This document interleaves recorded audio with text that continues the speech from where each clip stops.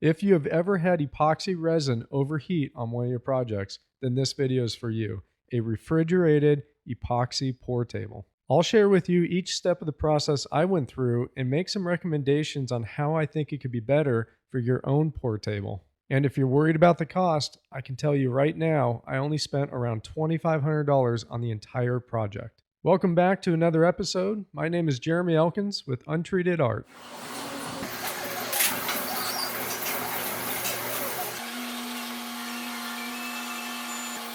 From the very first day I ever worked with epoxy, I found out the hard way that it overheats easily.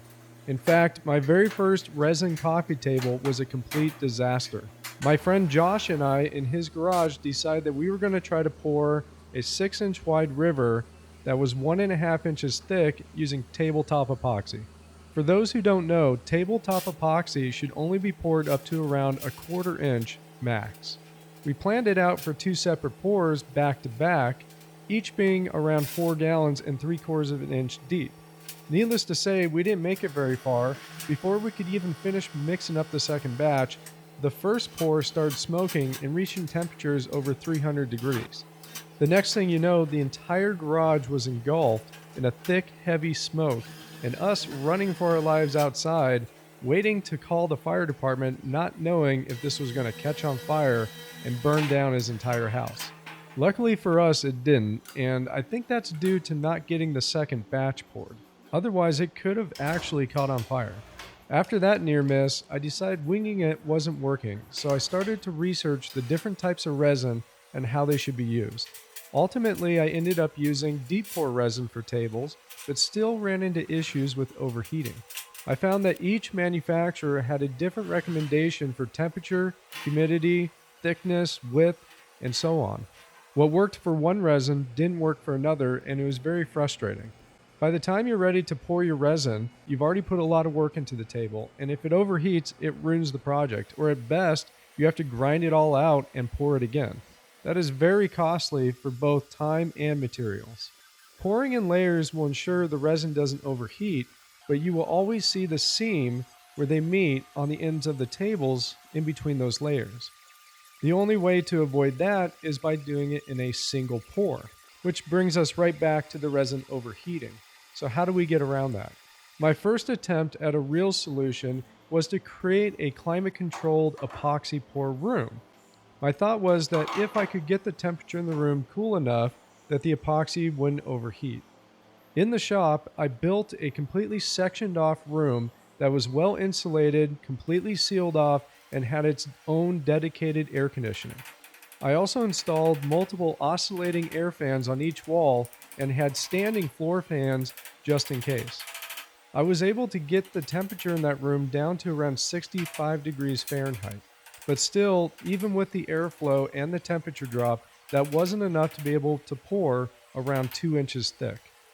I ended up settling around 1.75 inches max, and that depended on the ambient temperature.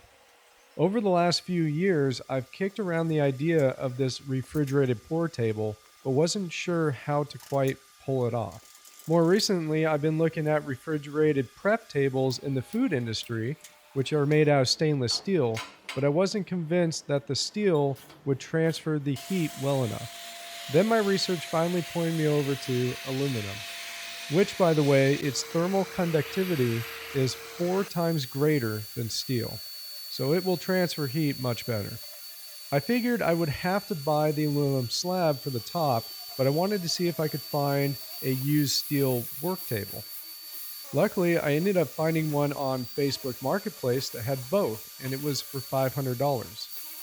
It was well used and was sitting outside, so it had some surface rust even on the top slab, probably from steel plates sitting on top of that. After some quick TLC and leveling out the tabletop, I took it over to my neighbor's house, who happens to be a welder. I purchased leveling caster wheels that have a load capacity of 3,300 pounds. So Dave designed and cut out with the CNC plasma cutter some brackets that we could weld to the table legs to mount the caster wheels to. I wanted to be able to roll this table by myself around the shop, and I'm pretty sure it weighs somewhere around 800 pounds. I wouldn't say that it's easy to move, but it does work and did the job. Even though I leveled out the tabletop so that's completely flat, if the ground is uneven, then the epoxy will flow to one side or the other. In the past, I used a tire jack to raise and lower the table and then place blocks and shims underneath to get it level. For this new table, I didn't want to have to deal with that, so I used ratcheting caster wheels. They allow for each wheel to be raised off the ground up to 5/8 of an inch. That's a good amount of travel for your average shop floor, but I figure if there was some extreme low spots and I needed some more height, I could put some shims under each leveling pad. In addition, each leveling pad acts as a brake for the wheel when you ratchet it down to the floor, which is good to know that the table won't shift once you get it leveled out and start pouring your resin. Next, I needed to have some brackets and supports welded on so I could install my insulation to enclose the cabinet. It didn't need to support a whole lot of weight, just some plywood and insulation. Thanks to Dave, who also owns a forklift, I was able to transfer it from my shop to his and back easily. Now that all the fabrication work was done, I got ready to seal off the tabletop and to paint the steel frame. I didn't need this table to be airtight. In fact, I'm using a one duct air conditioner inside, so it has to be able to draw in outside ambient air in order to function. The reason I'm using that type of air conditioner is because I happen to have one in the shop and I decided to save some money. I did, however, want to fill in those gaps I created when I leveled out the tabletop from the steel frame, so I used window silicone and sealant foam. I checked around and nobody owned a paint booth in the neighborhood, so I resorted to using rattle can. I really wanted to keep this thing as cheap as possible just to see how much it would cost to do bare minimum. I figured since it's going to be inside my shop and it's for my own use, that spray paint would be allowed. Now I'm sure the metal workers aren't happy right now, but do know I did seal off and neutralize the surface rust before painting it.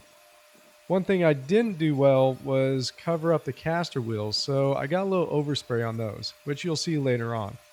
To get ready to insulate the cabinet, I first cut some notches in some 1/2 inch thick plywood to lay those down on the bottom and to fit into the supports that we welded on. I wanted the cabinet to be low to the ground, so we designed the supports to be about 3/4 of an inch off the cement floor. I picked up 4 sheets of R13 2-inch thick foam insulation to be used. I figured in this small of a space that should be good enough insulation for the 1-ton air conditioning unit. I used an extended razor blade to cut the foam sheets, but it was kind of a pain, and afterwards I wished I would have picked up one of those electric foam knives that heats up and cuts through it much easier. I started by insulating one of the long sides of the cabinet and then moved to insulating the bottom of it. I wanted the insulation to be somewhat snug to the steel frame, and the foam had a little bit of give to it that allowed me to kind of force it in some areas without breaking. The ends were a little trickier because they're tapered, and even after double checking my measurements multiple times, I was a little off on the top portion, so I just used my razor blade to trim it down a little bit. I was careful not to break the foam, but using a small bit of force, I gently tapped them into place, and they all seemed to fit pretty good. Due to how the steel frame was originally constructed, there were a few spots that I had to cut small pieces to fit directly in. I used some metal HVAC tape to tape over those seams. As I mentioned earlier, I didn't need this to be completely sealed off because the way the air conditioner needs to draw in outside air in order to work. So I left some gaps near the tabletop that will allow that air to come in. I had some leftover plywood, so I cut those to fit on the bottom of the table over the insulation foam pads. I figured that'd be better to sit on while working in the cabinet, so I didn't indent the foam pads, but I ended up leaving them in there permanently. Next, I installed the 1-ton portable air conditioning unit inside the cabinet. If you haven't picked up one of those before, they weigh a lot more than they look, and it was kind of an odd angle to get it in there. I live in a dry climate and there's not much humidity in the air, but I hooked up the condensation drain line so that any water collected in the AC unit can be drained out of the cabinet. Next, I installed the air duct for the hot air that will be discharged from the AC unit. This needs to be directed outside of the cabinet so you're not cycling the hot air in with your cold air inside the cabinet. I planned on installing a door hatch to the right of the AC unit, but I did cut a small piece of insulation to put over just where that air duct and AC sat. I cut a 6-inch round hole for the air duct to come out of, and then slipped it on over the top of the ducting up tight against the cabinet. I also cut 2 small holes below, one for the power cord and one for the condensation drain line to run through. I then pre-drilled a hole into that steel frame tubing and then put a screw in there with a washer to keep it in place. Next, I started working on the door hatch and installing the handles.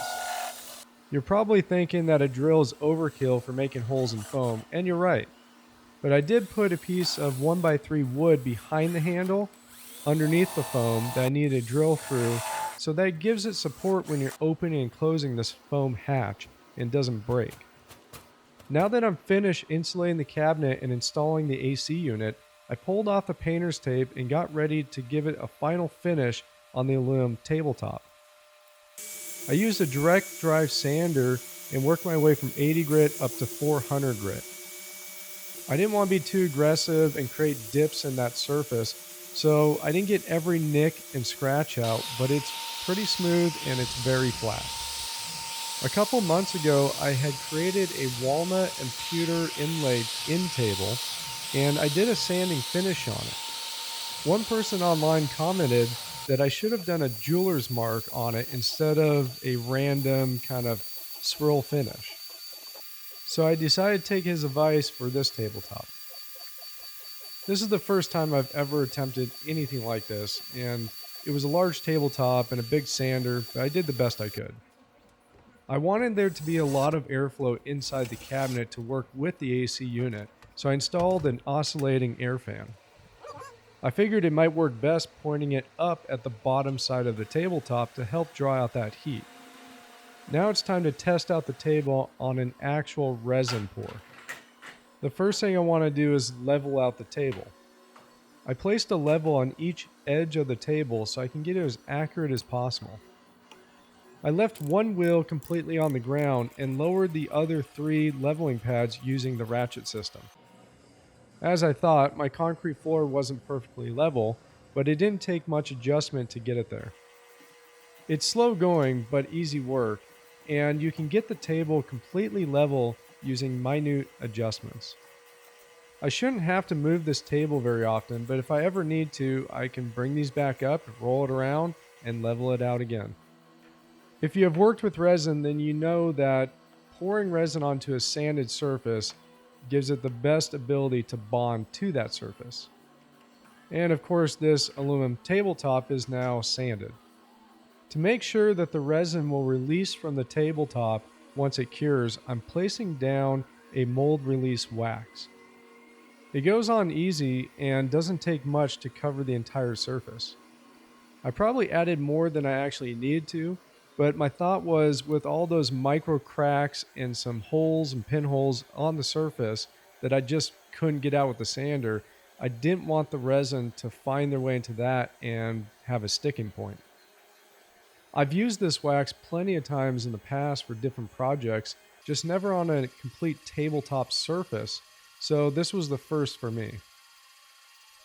After a couple hours, it firms up, and I went back with a cloth and buffed it so it's just a little bit extra smooth. As I was designing this table and thinking about it, I wanted to change out what I use for my epoxy dams as well. In the past, I've used dimensional lumber with house wrap tape on it or polypropylene plastic, but those are both insulators, keeping the heat in the resin. So I'm using L-shaped aluminum brackets, which will actually help transfer the heat out of the sides and ends of the resin down into the pour table. To test this experimental epoxy refrigerated pour table, I decided to use another experiment I'm working on, which is an LED resin table. Now this video is about the pour table and not the resin table. I'm actually making a second video that will go into detail on how I created that. But for now, we are going to use it and focus on how it performs on this refrigerated epoxy pour table. I applied resin to the bottom of the slabs and then laid those flat on the tabletop. I also covered the fiber optic LED light cables with tabletop epoxy that had a lot of mica powder in it. Next, I applied resin to the bottom of the maple burls and placed those on the tabletop. Now everything is resin down to the surface. Using silicone, I apply it to the bottom of the dams and then place those down onto the table as well. Ahead of time, I had measured out and marked where I plan on placing everything, and I use dry erase markers which just dissolve in resin and don't add to the color at all. I was trying to think of a way that I could place the dams on the tabletop and have them sealed off, but not use silicone to do it. My thought was I wanted them directly touching the tabletop surface to be able to best transfer heat loads. I ended up using silicone anyways because I was afraid that the resin might leak out. But they do act kind of like a radiator fin to expel that heat. I did do some experimenting with a small resin pour before committing to this coffee table, just in case I didn't want to ruin this or have all my resin flow out onto the concrete floor. What I found was that the mold release wax has a good enough bond to the silicone and to the tabletop surface and to the epoxy dams that it keeps everything in place and doesn't come loose and allow the resin to flow out. I usually wait around 24 hours after applying the silicone before pouring any resin. After that, I give it one last air bath and then start mixing up the epoxy. I'm using a deep pour resin from easypourEpoxy.com, and normally I only pour it 1.5 inches thick. For this test, we're going to be pouring it a solid 2 inches thick. Inside my shop, it's 82 degrees, and I can guarantee you that this resin would normally overheat. About an hour before the resin pour, I went ahead and turned on the AC unit and turned it down to 61 degrees Fahrenheit. At this point, I'm ready to pour the resin, and I'd be lying to you if I said I wasn't nervous, because I was.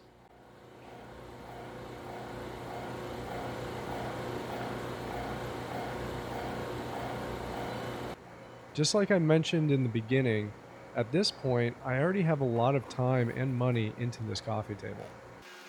And I'm taking a huge gamble on my resin coffee table just to see whether or not my refrigerated epoxy pour table works.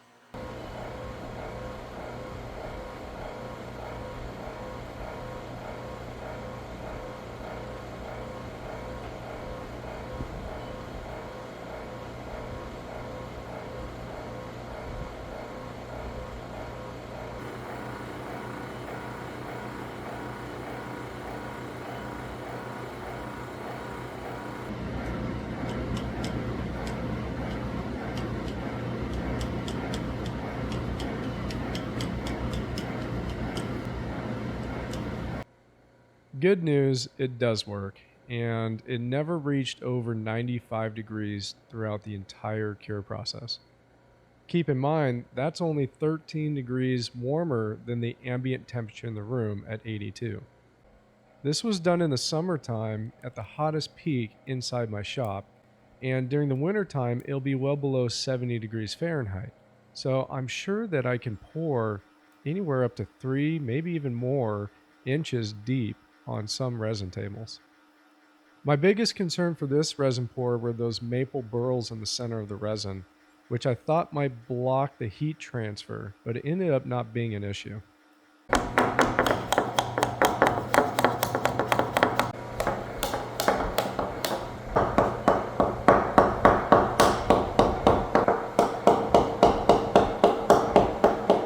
With some plastic shims and a hammer, I was able to break loose the epoxy dams easily.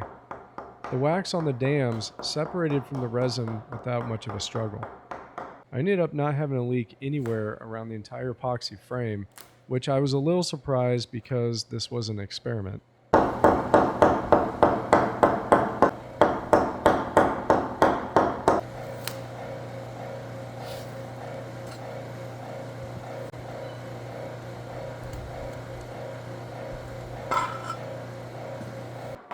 Overall, it worked great and without issue. If anything, it might have worked too well because I did notice that there were some micro bubbles stuck in the resin, which I normally don't have. I'll have to experiment more with it, but my thought is that I cooled down the resin too much to where it was more of a gel substance and those air bubbles couldn't get out. So I'll have to play around with the temperature control to get that to the right amount of temperature. I live in a climate that in the summertime the temperatures reach over 110 degrees. I have 3 tons of AC in my shop and overhead ceiling fans to move around the air, along with insulation in my shop walls. But even with all that, the temperatures inside reach up to 87 degrees, so I need this refrigerated table. But I'm fairly confident to say that if I didn't live in such a hot climate, I wouldn't need the insulated cabinet and air conditioning. If you're wanting to pour up to 2 inches thick without it overheating, I'd recommend just trying the aluminum tabletop and maybe get it around a ½ inch or 3/4 inch thick like I did and use that alone to dissipate the heat. It will work a whole lot better than pouring it on a wood surface or any other surface covered in house wrap tape or polypropylene plastic, which are just insulators. If that was the case for me, then I would only be into this project around $700. Granted, I got lucky finding this used work table, but if you had to go out and buy a brand new slab of aluminum that would be thick enough around that ½ inch mark, it would cost somewhere around $1,500 for this 8-foot by 5-foot section that I have. At the end of the day, that's not a bad price to pay to be able to make sure your resin doesn't overheat. If you're curious how this LED resin coffee table turned out or how I made it step by step, I will be putting that video up on my YouTube channel at Jeremy Elkins soon, but I also plan on putting many others up there. So if you like it, give me a follow, and as always, thank you for watching.